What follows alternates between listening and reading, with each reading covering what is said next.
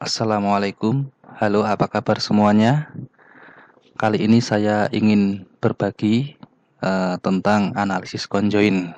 Bayangkan jika kita sebagai seorang manajer, bagaimana kita untuk mengetahui preferensi dari konsumen. Analisis conjoin dapat menjawab pertanyaan ini. Untuk memahami bagaimana preferensi konsumen terhadap sebuah produk atau layanan. Nah, ini model dari analisis conjoin, yaitu dependent variable itu biasanya berupa metrik atau non-metrik. Dalam bentuk metrik biasanya dalam skala Likert, sedangkan dalam bentuk non-metrik biasanya dalam bentuk kategori atau dalam bentuk ranking. Sedangkan pada independent variable biasanya dalam bentuk kategori variabel. Apa manfaat dari analisis conjoin? Secara umum, analisis conjoin bermanfaat untuk menemukan bagaimana preferensi yang dibangun dari kombinasi atribut suatu produk. Dalam membuat analisis conjoin, ada beberapa hal yang perlu kita perhatikan. Yang pertama yaitu kejelian kita dalam menentukan atribut apa yang penting untuk produk tertentu, sehingga apa yang kita teliti dapat tepat menganalisa produk tersebut. Kemudian yaitu bagaimana agar atribut yang kita teliti itu benar-benar dipahami oleh responden, sehingga responden dapat menjawab secara tepat apa yang kita tanyakan. Kemudian berapa profil yang harus kita evaluasi berdasarkan atribut yang ada dan level yang ada pada setiap atribut tersebut.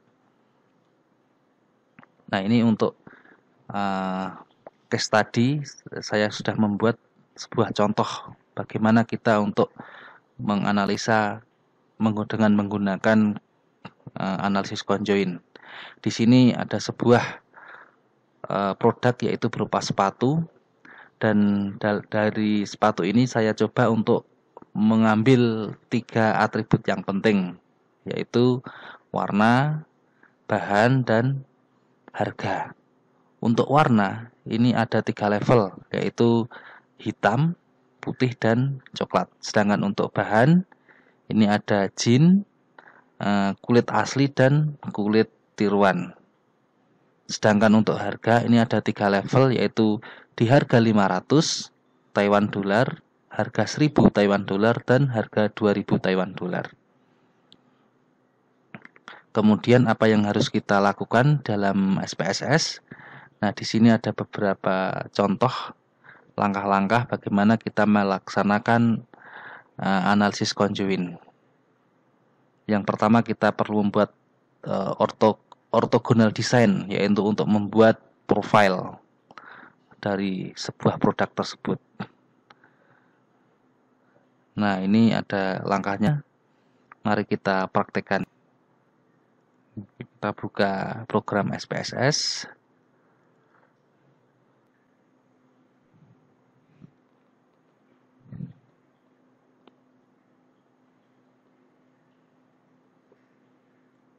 Baik, yang pertama yaitu kita membuat ortogonal, membuat profil. Yaitu pertama klik data, kemudian kita klik orthogonal design and generate.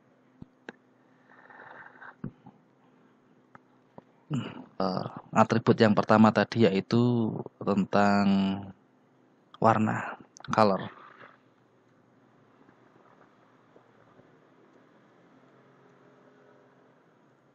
Yang kedua yaitu tentang bahan, material.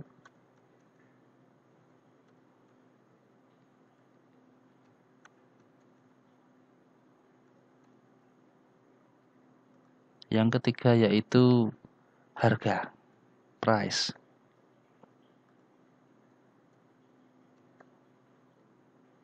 Oke, kemudian kita masukkan level pada setiap atribut. untuk yang warna, kita klik di sini, kemudian kita define value pada tingkat 1, yaitu warna apa tadi? Hitam, black. Kedua warna putih. Yang ketiga warna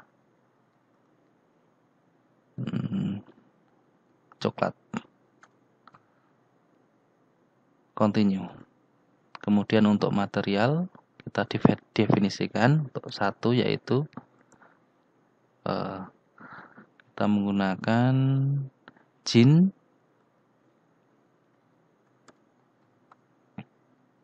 2, kulit asli, genuine leather.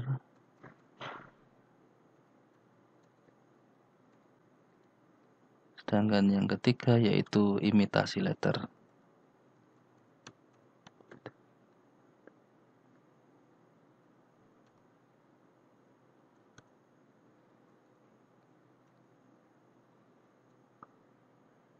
Oke, dan untuk harga kita definisikan yaitu untuk 1 500, yang kedua 1000, ketiga 1500. Kita cek, oh 2000. Continue. Kemudian setelah kita isikan, kita create new data file. Kemudian kita klik file, kita simpan di sini dan kita kasih nama stimuli.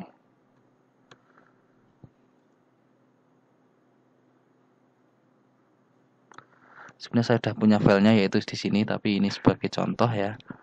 Kita klik di sini dan save. Kemudian oke.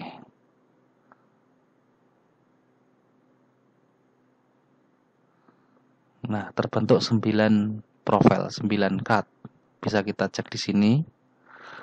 Nah, ternyata sudah terbentuk ini stimulinya. Dan kemudian kita lanjutkan setelah kita memiliki file tentang orthogonal design, kemudian kita tiba saatnya untuk melaksanakan survei. Nah, yang pertama kita perlu mempersiapkan kuesioner. Yang tadi dari desain tadi kita gunakan sebagai kuesioner. Kemudian melakukan survei, ini contohnya seperti ini. Contoh kuesionernya, tentunya kuesioner dapat dikembangkan. Kita dapat memasukkan beberapa sosioekonomik responden sehingga nantinya hasil ini bisa kita clustering atau bisa kita analisis lanjut dengan uji beda. Tapi sebagai latihan, sebagai kali ini saya cuma menggunakan analisis conjoint sederhana. Kemudian setelah kita melakukan survei, hasil dari survei ini kita masukkan ke sebuah tabulasi. Jadi kita masukkan seperti ini. Responden 1, 2, 3 dan seterusnya. Kemudian stimuli 1, stimuli 2 sampai 9 seperti ini. Karena ada 9 stimuli. Oke. Mungkin sudah jelas. Dan selanjutnya seperti ini ketika sudah terisi. Kemudian kita copy tabulasi ini ke dalam SPSS. Kita langsung praktek lagi. Nah, sudah kita copy dan hasilnya seperti ini. Nah, sebetulnya kita perlu lebih banyak lagi responden, tapi sebagai contoh saya cuma 3.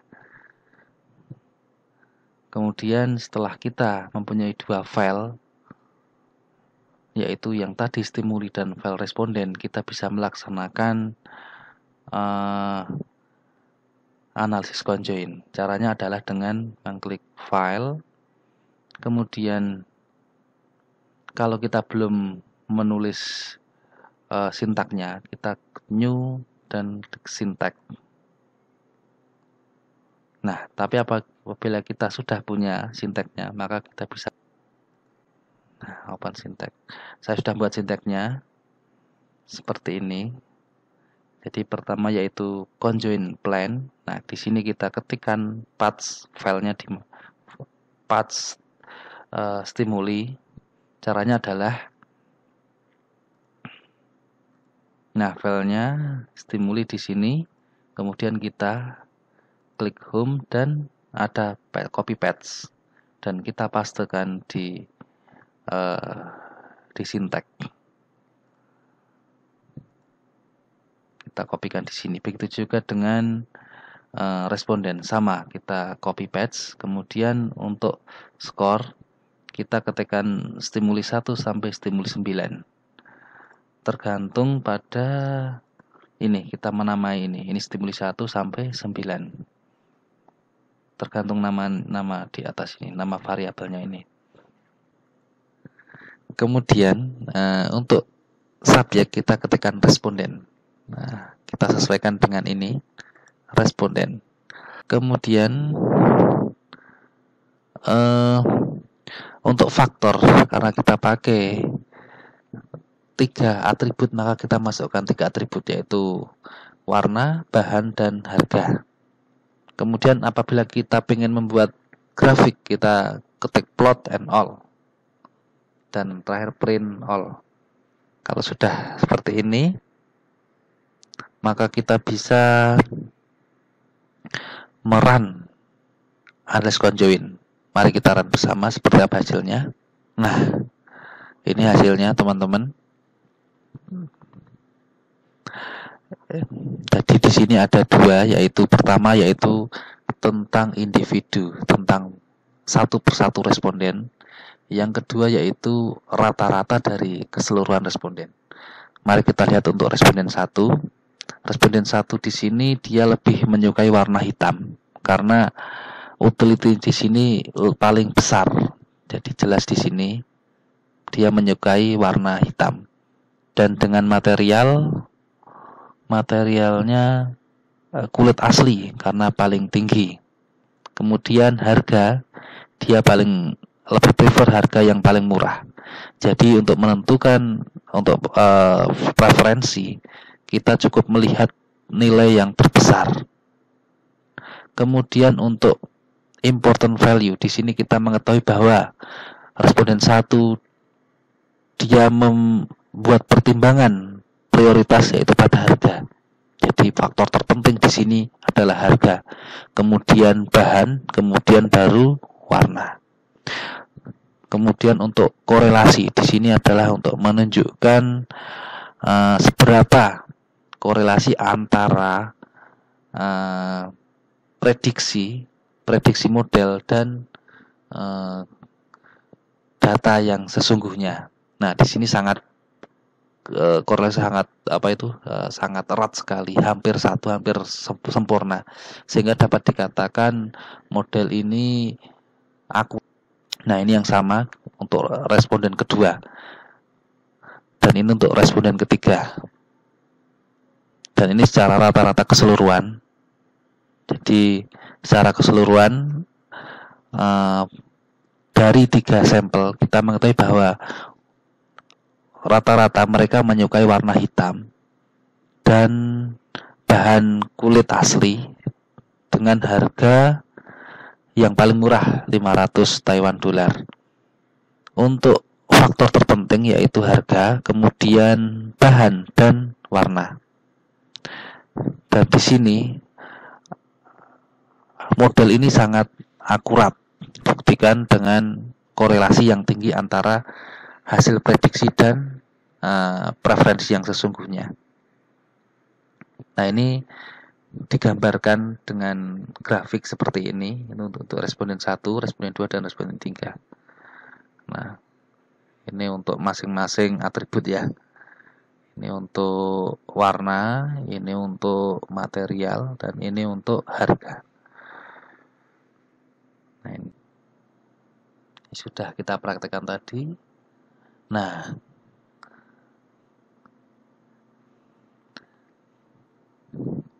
ini juga sudah kita praktekkan di sini.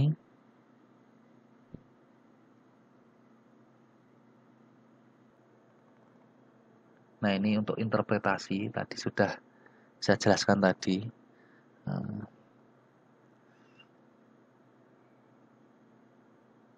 Nah, ini juga sudah saya jelaskan tadi. Nah, ini adalah tentang menghitung total utility. Nah, kita ambil contoh responden 1. Dia prefer terhadap warna hitam, berbahan kulit asli, dan harga 500 Taiwan dolar. Nah, ini seperti ini hasilnya, dan ini modelnya. Dan untuk total utility kita masukkan konstanta 4556 dari sini, kemudian 1,11 dari sini, kita kalikan X awan, dan seterusnya bisa dilihat di sini. Dan di sini setiap orang hanya dapat memiliki satu pilihan, sehingga di sini untuk perhitungannya 4,556 terus 1,111 kali 1 karena dia memilih hitam, otomatis yang lain kalikan 0. Kemudian untuk material, karena dia memilih kulit asli, maka yang 0,778 ini kita kalikan 1, sementara yang lain kalikan 0. Begitu juga dengan harga. Dia memilih 500 NTD, sehingga yang 1,44 kalikan 1 dan yang lain kalikan 0. Sehingga dari model ini kita mengukur total utility untuk responden 1 yaitu 7,88. Nah, ini dengan cara yang sama kita bisa menghitung total utility secara rata-rata. Nah, ini saya coba untuk menampilkan perhitungan manual untuk menghitung analisis conjoint. Nah, ini dengan menggunakan Excel ya ini. Saya menggunakan Excel. Yang pertama, bagaimana untuk menghitung warna. Untuk menghitung utility estimation untuk warna coklat, yaitu stimulasi 1 tambah stimulasi 3 tambah stimulasi 6. Coba kita lihat di mana ini. Stimuli 1 ini 13, stimuli 3 14, stimuli 3 8, maaf, 13 tambah 8 tambah stimuli 6 13 tambah 13 dibagi jumlah total, yaitu ada 9 stimuli, dikurangi ini constant value, rumusnya itu grand total dibagi jumlah dari stimuli kali jumlah responden, yaitu grand total di sini 119 dibagi 9 profil kali 3 responden, sehingga ada 4,407. Dan di sini untuk utility estimation untuk warna coklat yaitu minus 0,630. Nah, di sini sudah sama dengan yang di SPSS. Kemudian untuk warna hitam, kita melakukan hal yang sama, yaitu di warna hitam ada pada stimuli 2, 4, dan 9. Sehingga kita ambil 2, 14, tambah 10, tambah 924. Nah, dibagi 9 dikurangi 4,407, hasilnya 0,926. Ya, sama dengan yang di SPSS, dengan perhitungan menggunakan SPSS. Begitu juga dengan warna putih. Ya, hasilnya minus 0,2963. Nah, di sini warna putih 293. Minus 0,293 sudah sama dengan perhitungan di SPSS. Kemudian untuk perhitungan important value, ini formulanya yaitu important value sama dengan utility tertinggi dikurangi utility terendah dibagi jumlah total, utility tertinggi dibagi utility terendah kali 100%. Nah, ini dengan menggunakan Excel kita coba. Misalkan color yang tertinggi adalah 0,926 dan yang terendah minus 0,63. Material juga sama. Kita ambil yang tertinggi dan yang terendah. Kemudian kita kurangkan. Nah, setelah kita kurangkan, kita di sini kita jumlah total. Sehingga 1,5 dibagi jumlah total yaitu 22,9. Nah, sama dengannya di SPS. Begitu juga 2 dibagi 6,778 kali 100% yaitu 29,507. Nah, ini agak sedikit berbeda. Kemudian yang harga ini 47,536. Nah, ini selisih sedikit, mungkin ada kesalahan perhitungan atau mungkin ada sedikit pembulatan-pembulatan sehingga ada selisih perhitungan di sini. Tapi pada intinya kita bisa juga menggunakan cara manual dengan menggunakan Excel. Dan ini plot tadi sudah kita tampilkan, dan mungkin seperti itu yang bisa dapat sampaikan mengenai analisis conjoin. Semoga bermanfaat untuk teman-teman semuanya. Terima kasih. Assalamualaikum warahmatullahi wabarakatuh.